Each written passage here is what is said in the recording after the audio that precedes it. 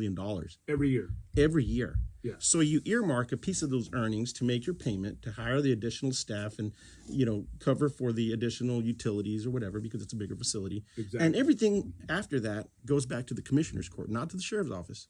And the commissioner's court decide what they're going to do. They with can that. use it for road and bridges and Road and bridge, lights, services for the people, community centers, you name it. That's their money. Equipment, better salaries, better benefits, and so this is an opportunity, actually, Gary, that came up years ago. And I'm not going to mention the name, although I was told I could. I'm not going to, out of respect. But there was an individual that used to run the jail there years ago, and he too had this idea. He and I ran into each other this past August, and he's telling me about how when he used to work there, he heard I was running, and so he told me about when he used to work there, he tried this idea of building a new jail, and boy, did he have my attention. yeah. And so I opened up and I told him that was my plan too, and he goes, Albert, I already tried that.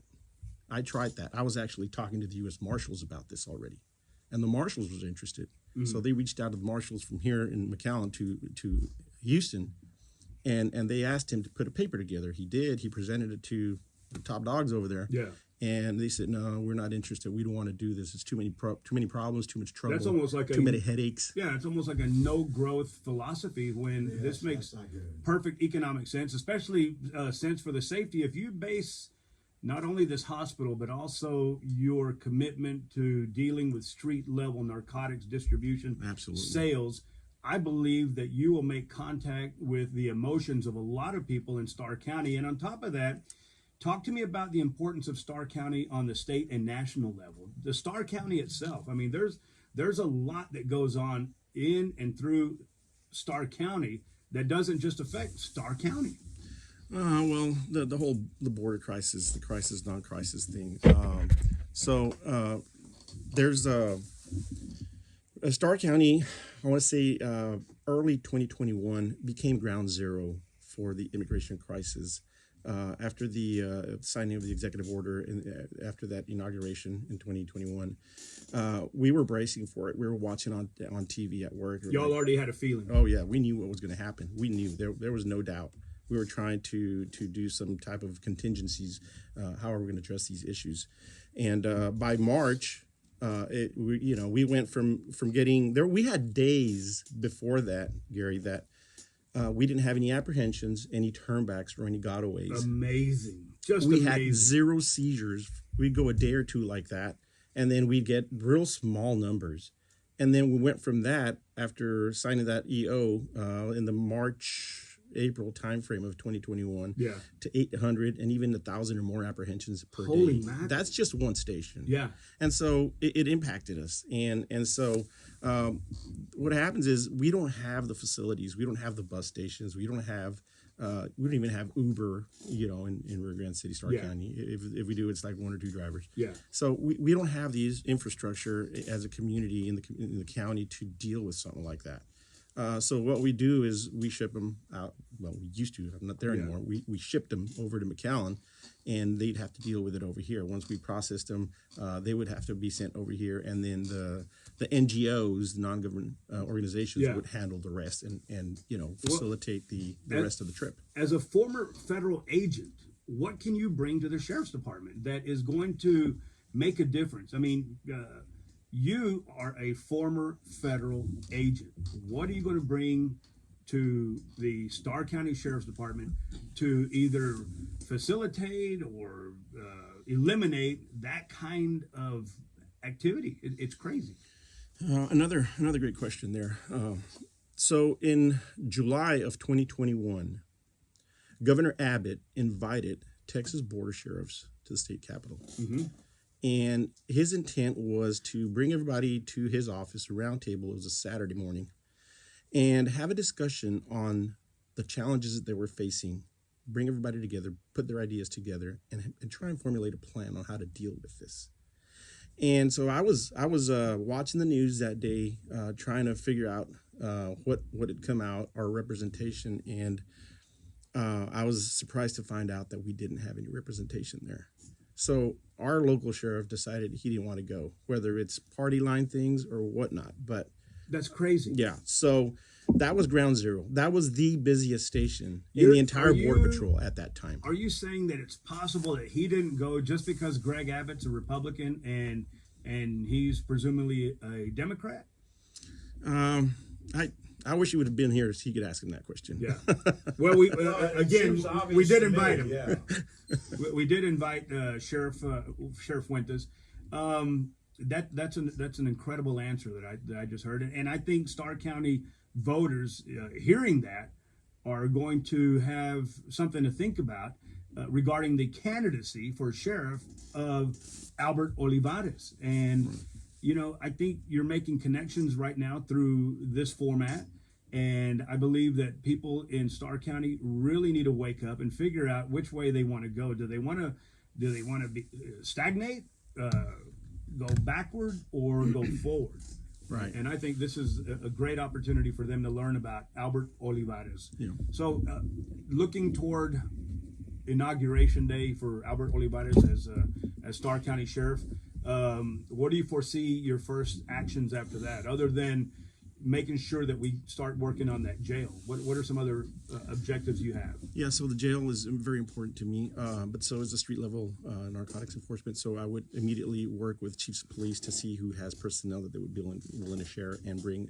We don't have to make a big unit. It could be a small unit, but be dedicated. That's going to be their day in, day out work. I got you. Finding out. We already know who's selling drugs on what streets. We know that. The patrolmen know that. From the different municipalities, from the sheriff's office, because that's their job. But you can't do drug enforcement, undercover type stuff Yeah. in a marked patrol unit in uniform. Right. So they need the investigative side, the intelligence side to come together Yeah. and do targeted enforcement. So I would do both of those things as soon as I were to come into office. But one thing I would not do, Gary, and I say this because there's already people talking to me on the streets telling me, hey, everybody's thinking that you're going to go in there and fire everybody if you win. And that is not true. I'll tell you that right now. That is no way to do business. There's people that have invested a lot of time into that agency that have been building up pension, and to come in and just fire everybody would be a very bad business move, a bad decision. I think your background as a federal agent, working with people of all shapes and sizes, creeds, religions, philosophies, and rising up to the ranks as you did, I think that kind of dispels that rumor. But I'm glad you brought that up so you can say, hey, that ain't going to happen. It ain't happening. No. I would come in, I would do an assessment. I know the patrol force is very understaffed. I know the jail is very understaffed. So I would start working to petition the commissioners to increase my staffing levels. And even if it takes a few years for the construction of a new jail to bring in more revenue, it would be a step or two that I'd be taking in that direction already. Yeah. It would be, because I know they're severely understaffed on the patrol force. That's the backbone of the department. Sounds like you have a great plan based on a solid foundation for an Albert Olivares Sheriff administration. What haven't we touched on that you'd like to cover as we start closing up the program today? Yeah, I want to go back to the whole jail construction thing. So the final piece to that, Gary, it gets better. So if you build this jail and you start making that money, so now you have a new facility, which means you have an old facility that you vacated. So what do you do with that? Well, the commissioners today, yesterday, last week have been talking about building a juvenile justice center. So you take that old jail, Boom, there it is. You pump, I don't know, whatever, money into it to restore pipes and Yes, of remodel course. it and everything. And so now you could do a juvenile justice center. The jail would be a juvenile detention. Yeah. The sheriff's office itself would be the probation and a courtroom, and it's right across the courthouse. So instead of building another facility for a juvenile center, you remodel what's there now and you turn that into. And here's the icing on the cake. That too will serve as an opportunity to make more money by renting beds there. I get it. Everybody's at capacity. I hope they all get the it. jails are at capacity. Juvenile detention centers are at capacity. Yeah. So Laredo would bring their juvenile into Starr. Hidalgo would take them in their different jurisdictions. When I was a police officer, I have to drive all the way to Sinton, Texas at the end of my shift to go drop off a juvenile because we didn't have the facilities in the RGV. Holy mackerel. How can we get a hold of you? You have a website or you have a phone number? Or, Yeah. I mean, we're reaching a bunch. This is worldwide. And the Starr County presence on our podcast is pretty significant. So if somebody's listening from Starr County right now and they want more information with Albert Olivares, are you making any public appearances soon, or?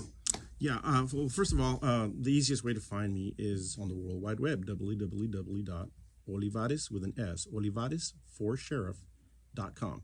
If you go there, you'll have access to my mail, my phone number, Facebook, Twitter, Instagram. You have my platform. Yeah. You have everything on there, my bio. So www.olivaresforsheriff.com. I am doing public appearances. I've already had a few. My kickoff campaign, that was open to the public. I had another one in Roma, Texas, October, I think it was October 28th. I had one there. I'm having one tomorrow. So if anybody's listening and they would want to show up and meet the candidate, I'll be at December 15th. At the historic Laborde House, Shays Restaurant in Rio Grande City. And we'll be there from 6 to 8 p.m. There you go. Final words from Albert Olivares to a mother who's living in Starr County right now and does have a valid voter registration card. What are you saying to her? Look, I want to increase your public safety and security. I want to make things better. I want to flip the chapter into a new chapter into the Starr County Sheriff's Office and public safety and security. I'm going to do that. I'm going to raise, hopefully with approval of the commissioners, raise revenue for the county through the destruction of a jail. I'm here to serve everybody. Para servirle a todos. There you go. Albert Olivares with an S, your candidate for Starr County Sheriff. Thank you so much for coming on the Living Large Theater podcast. Good luck, Merry Christmas, and Happy New Year. Merry Christmas. LivingLargeTheater@gmail.com. You can get a hold of us. You want to send us an email. We're available on Spotify, iTunes, Google Play, Amazon Prime, the iHeart Podcast Network. Noe, our super producer, also acts as our sales rep. You can reach out to him at 956-451-1633. Make sure you subscribe to the podcast and get a notification. Rate it, share with a friend, and leave us a comment. Until the next time, have yourself a Merry Christmas and the happiest of New Year's, my friends, from all of us here at the Living Large Theater Podcast.